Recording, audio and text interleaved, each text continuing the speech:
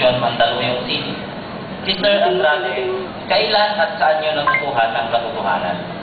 Mula ng taong 1945, sa gulang na dalawa, ay lagi na akong dinadala ng aking mga magulang sa mga pulong ng mga saksi sa bayan ng Mandaluyong.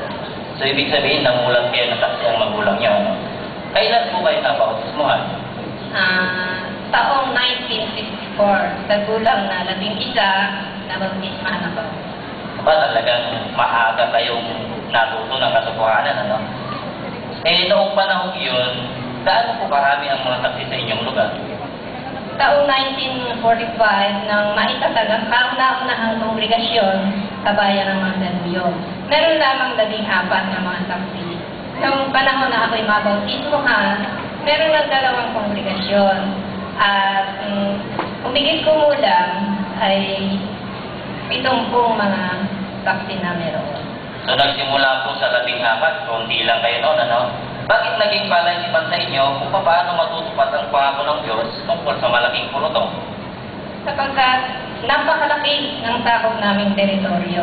Bukod sa mismong Mandaluyong, bayan ng Mandaluyong, nariyan pa rin ang bayan ng San Juan, Pasig, kaya hindi ng Bacood, Santa Mesa, at Punta, Santa Ana. At meron pa kaming unassigned territory sa lalawigan ng Rizal. Napakalawak naman po ng teritoryo niya. Eh, gaano po katagal bago niyo makubrihan? Umaabot ng mahigit 1 taon bago makubrihan.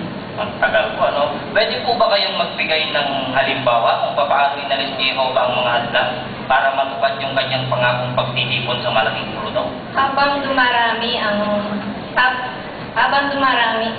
ang panahon, dumarami ang mga saksi, nagkaroon ng maayos na paghahati-hati at pagbubukod-bukod ng teritoryo at ng mga mamamahayan. At ganoon din ang tanggapang pantangan, nagpapadala rin ng mga misyonero, Vesalite, special pioneer, at mga naglalakbay na taga-pamasiwa. Na patikla, maayos at organizado ang gawain. Kakatawa naman po, ano? Ngayon, gano'n na po karami ang mga saksi sa inyong lugar? Sa ngayon, sa bayan Dudsuda, mga Mandaluyong, meron ng 9 na kongregasyon. Kaya nagsimula kanina sa 14 na mga saksi, ngayon may 9 na kongregasyon na karamihan sa mga kongregasyon iyan ay binubuo ng mahigit 100 ang publisher. So habang nakikita nyo sa paglipas ng mga taon ng katuparan ng pangakong ang maliit ay magiging isang makapangyarihang bansa, ano ang naging epekto nito sa inyong pagtitiwala sa mga pangako ni Jehovah? Nasaksihan kong pagsulong at ganoon din yung pagkatupad ng pangako ng Diyos na Jehovah na ang mundi ay magiging isang makapangyarihang bansa. Napatibay lalo ang aking pagtitiwala na tutuparin ng Diyos na Jehovah ang mga pangako niya sa hinaharap. Maraming salamat po, Sister Andrade.